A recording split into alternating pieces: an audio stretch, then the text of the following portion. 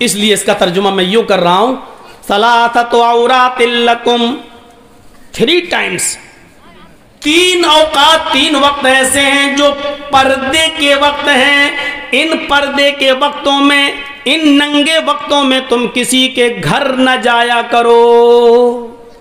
اللہ تعالیٰ نے، قرآن کہہ رہا، اللہ تعالیٰ نے جو آداب سکھلائے ہیں کہ کسی کے گھر جاؤ تو پہلے دروازہ کھٹکھٹاؤ، جب وہ دروازہ کھولے تو سلام کہہ کے اندر جاؤ. وہیں پر اللہ تعالیٰ نے یہ بھی بتایا کہ 3 وقت ایسے ہیں جو پردے کے وقت ہیں، ان وقتوں میں تم کسی کے گھر نہ جایا کرو. اور وہ 3 وقت پردے کے وقت جو ہیں، جو ننگے وقت اوقات کہلاتے ہیں برہنہ ننگے اوقات، وہ کیا ہیں؟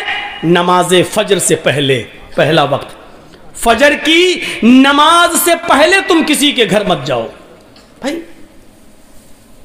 شوہر بیوی ہیں، لیٹے ہیں، آرام کر رہے ہیں، سو رہے ہیں، آپ کسی کے گھر اس وقت نہیں جائیے. منع کیا ہے فجر کی نماز سے پہلے کسی کے گھر جانے سے. نماز عشاء کے بعد کسی کے گھر مت جاؤ. 2 وقت ہو گئے. نماز فجر سے پہلے کسی کے گھر مت جاؤ اور عشاء کی نماز کے بعد کسی کے گھر مت جاؤ، کیونکہ عشاء کی نماز کے بعد وقت جو ہوتا ہے وہ سونے کا وقت ہوتا ہے. ہمارے ہاں عشاء کی نماز کا وقت گلچھرے اڑانے کا وقت ہوتا ہے، کرکٹ کھیلنے کا وقت ہوتا ہے، پوری رات کیرم بورڈ کھیلنے کا وقت ہوتا ہے. اور خاص آپ کے ہاں نہ ہو لیکن بڑے بڑے شہروں میں چلے جاؤ، جیسے ہم لکھنؤ کے ہیں، بمبئی وغیرہ میں چلے جاؤ، دلی، تو وہاں تو بڑا عجیب معاملہ ہے. اور رات دن شروع ہی ہوتا ہے عشاء کے بعد سے. واہ، 2 وقت ہو گئے. نماز فجر سے پہلے کسی کے گھر مت جاؤ، عشاء کی نماز کے بعد کسی کے گھر مت جاؤ. اور تیسرا پردے کا وقت کیا ہے؟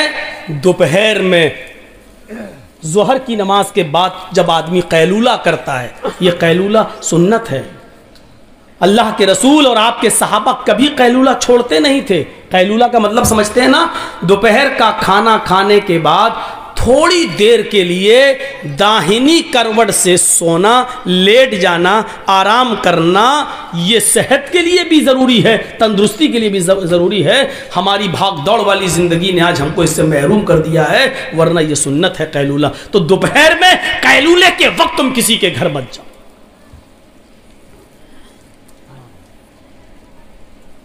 تو یہ 3 وقت پردے کے وقت بتائے ہیں، کسی کے گھر ان وقتوں میں نہیں جانا چاہیے.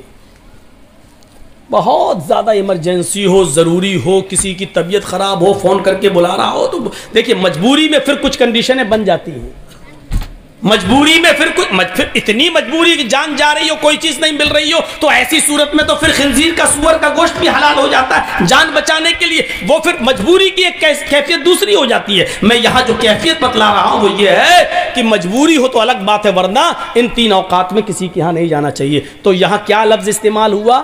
عورت، اور اس کا پلورل عورات. ثلاثۃ عورات لکم، 3 وقت ایسے ہیں جو ننگے اوقات ہیں، ان کو پردے کی ضرورت ہے. یعنی ان اوقات کے اندر تم کسی کے گھر نہ جاؤ. ایک جنگ ہو رہی تھی، جنگ احزاب، غزوہ احزاب کے نام سے مشہور تھی. اللہ کے نبی نے جب صحابہ سے اس غزوے میں نکلنے کے لیے گزارش کی کہ نکلو اس جنگ میں، تو جو منافق تھے، منافق جانتے ہیں نا، اس کو بتانے کی ضرورت نہیں. آج تھوڑا سا گرم پانی رکھیے گا کیونکہ لگتا ہے کہ جائے گی آواز. نہیں ہے تو منگا لو تھوڑا سا، آج کل تو چائے کی ہوٹلیں تو کھلی ہوں گی. تو سنیے، جب غزوہ احزاب کی نکلنے کا حکم دیا مسلمانوں کو، صحابہ کو، تو اس میں بڑی عجیب چیز بتا رہا ہوں آج. تو اس میں جو کچھ منافق تھے، منافق کو میں اتنا بتا دوں، منافق کسے کہتے ہیں؟ جو نہ ادھر ہوتا ہے نہ ادھر ہوتا ہے،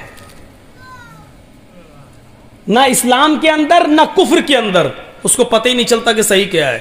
وہ ہمارے منہ پہ ہمارے جیسی اور آپ کے منہ پہ آپ کی جیسی. یہ ہوتا منافق. منافق کو سمجھانے کے لیے صحیح مثال دوں. ایک تو ہوتی ہے نیند، گہری نیند، ہم سو رہے ہیں، گہری نیند سونے والا آدمی دنیا کی لذتوں سے محروم ہے. لیکن نیند کی لذت اس کو مل رہی ہے، سکون اس کو مل رہا ہے. اور ایک ہوتا ہے جاگنا.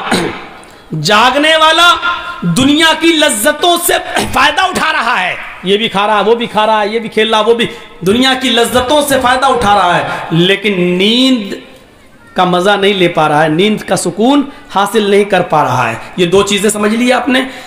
گہری نیند میں جو آدمی سو رہا ہے وہ دنیاوی چیزوں کے مزے نہیں لے رہا، لیکن نیند کا سکون اس کو مل رہا ہے. جاگنے والا آدمی دنیاوی چیزوں سے لطف اندوز ہو رہا ہے، انجوائے لے رہا ہے، لیکن نیند کے مزے نہیں لے پا رہا ہے. بیچ میں ایک نیند کیسی ہوتی ہے؟ بیٹھے بیٹھے مولانا جرجیس تقریر کر رہے ہیں ہم، پھر اٹھ گئے. یہ وہ کیفیت ہوتی ہے، نہ جاگ رہا ہے نہ سو رہا ہے، نہ دنیاوی لذت لے پا رہا ہے اور نہ نیند کا ہی مزہ لے پا رہا ہے. یہی ہوتا ہے منافق. نہ وہ کفر کا ہی مزے لے پا رہا ہے، نہ وہ آخرت کے مزے لے پا رہا ہے اسلام کے. یہ ہے منافق. جرجی صاحب ہمارے منہ پہ ہماری تعریف، آپ ہمارے ورودی ہیں، آپ کے پاس گیا، ارے وہ کمینہ آدمی ہے، آپ کے منہ پہ آپ کی. تو یہ منافق تھے جو اس شرط پہ اللہ کے نبی کے ساتھ رہ رہے تھے کہ جب کوئی ہم پر حملہ کرے گا آپ پر تو ہم آپ کا ساتھ دیں گے. جنہوں نے کلمہ پڑھ لیا تھا لیکن دھوکہ دینے کے لیے، اور اللہ کے رسول و صحابہ ان کو مسلمان سمجھ رہے تھے کہ یہ تو کلمہ گو ہیں، ہمارے بھائی ہیں. سارے لوگ جب جانے لگے غزوہ احزاب میں تو یہ منافق لوگوں نے کیا کہا؟ اے اللہ کے نبی، اے اللہ کے رسول، ہم غزوے میں شرکت نہیں کر سکتے، ہم جنگ میں نہیں جا سکتے ہیں. قرآن پڑھیے، قرآن کیا کہتا ہے؟ اے اللہ کے نبی میں غزوے میں نہیں جا سکتا.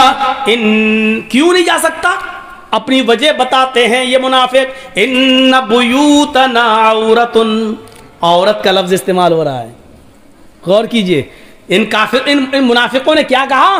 ان بیوتنا عورت، ہمارے گھر ننگے ہیں. اے اللہ کے نبی ہم اپنا گھر چھوڑ کر نہیں جا سکتے ہیں. ان بیوتنا عورت، ہمارے گھر ننگے ہیں، یعنی ہمارے گھروں میں دروازے نہیں ہیں. اگر ہم جنگ میں چلے جائیں گے تو ہماری بیوی اور بیٹیوں کی عزت محفوظ نہیں رہے گی.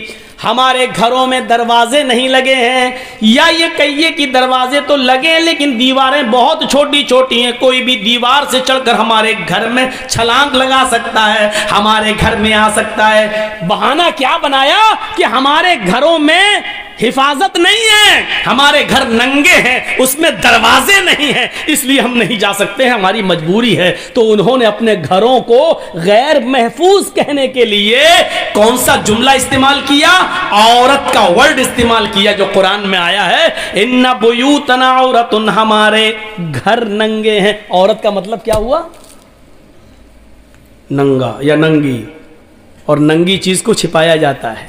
آپ کا گھر بہت عالی شان بنا ہو لیکن دروازہ نہ ہو تو اس گھر کی کوئی حیثیت نہیں، کیونکہ کوئی بھی چور چوری کر سکتا ہے. اس کا مطلب یہ ہے کہ آپ کا گھر ننگا ہے جب تک اس کو چھپاؤ گے نہیں.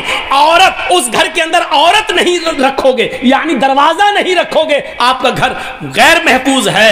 گھر کو ڈھکنا ضروری ہے، دروازہ ضروری ہے. اسی طریقے سے عورت ننگی ہے، اس کی حفاظت ضروری ہے، یعنی اس کے لیے پردہ ضروری ہے، اس کے لیے ستر ضروری ہے.